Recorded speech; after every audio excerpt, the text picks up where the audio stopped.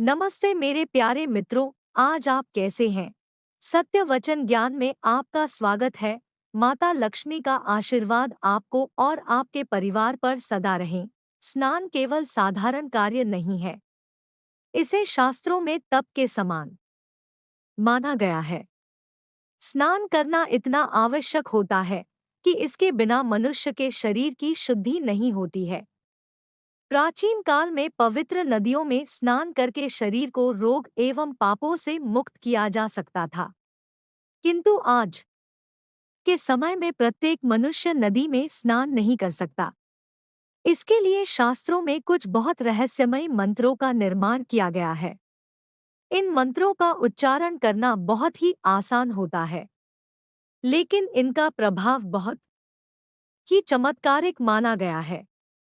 भगवान श्री कृष्ण ने स्नान की जो विधि बताई है और जिन मंत्रों के बारे में बताकर कोई साधारण मानव किस विधि से स्नान करता है और स्नान करते समय इन लघु मंत्रों का जाप करता है, तो उसके समस्त पापों का नाश उसी क्षण हो जाता है।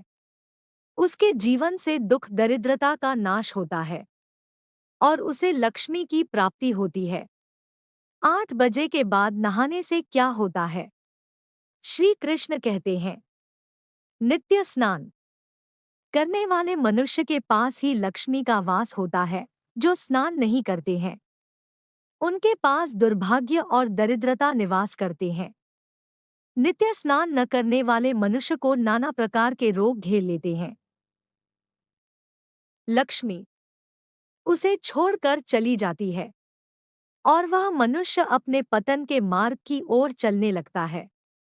स्नान किए बगैर किसी भी प्रकार का धार्मिक और पवित्र कार्य नहीं करना चाहिए। जो मनुष्य बिना स्नान किए ही धार्मिक कार्य करता है, उसे महापाप लगता है। शास्त्रों में स्पष्ट रूप से कहा गया है, बिना स्नान किए पूजा पाठ आदि कार्य नहीं करना चाहिए। भगवान श्री कृष्ण ने इस अत्यंत महत्वपूर्ण विधि के बारे में विस्तार से बताया है। स्नान करने का सही समय करने की दिशा अर्थात स्नान करते समय मुख किस दिशा में होना चाहिए। स्नान के कितने प्रकार हैं? स्नान करते समय कौन से मंत्र का उच्चारण करना चाहिए आदि प्रकार की अत्यंत गोपनीय बातों के बारे में आज हम आपको बताने जा रहे हैं। स्नान करने की यह विधि अत्यंत सरल है, इसमें अधिक कठिनाई नहीं है। साधारण मनुष्य इस विधि से स्नान कर सकता है और उत्तम फलों की प्राप्ति कर सकता है। भगवान श्री कृष्ण कहते हैं, जो भी मनुष्य इस विधि से स्नान करते वह सभी पापों से मुक्त हो जाता है। उसके जीवन में लक्ष्मी का आगमन होता है और उसे सुख समृद्धि तथा ऐश्वर्य की प्राप्ति निश्चित ही होती है। जो मनुष्य स्नान के इस अत्यंत गोपनीय मंत्र का उच्चारण करता है, उसके जल में साक्षात देवी गंगा प्रकट होती है और उसके पापों का नाश होता है। आइए जान लेते हैं स्नान करने की विधि के बारे में। स्नान करते समय दिशा को रोज ध्यान में रखना चाहिए। शास्त्रों के अनुसार मनुष्य को स्नान करते समय अपना मुख पूर्व तथा उत्तर दिशा की ओर करना चाहिए। स्नान करते समय अपनी पीठ दक्षिण दिशा में करनी चाहिए। उत्तर दिशा में पवित्र नदियों का उद्गम है। गंगा, जमुना, सरस्वती आदि नदियों का उद्गम स्थान उत्तर दिशा में है। इसीलिए स्नान करते समय अपना मुख उत्तर दिशा में करना ही शुभ माना गया है। इस दिशा में मुख करके स्नान करने से तन और मन दोनों ही पूर्ण रूप से शुद्ध होते हैं। दोस्तों, भगवान श्री कृष्ण कहते हैं, स्नान करने के लिए सुबह का समय ही सर्वोत्तम होता है। प्रातः काल स्नान करने के पश्चात मनुष्य शुद्ध होकर जब पूजा पाठ आदि समस्त शुभ कार्यों के योग्य बनता है, किए बगैर किसी भी प्रकार का शुभ कार्य नहीं करना चाहिए।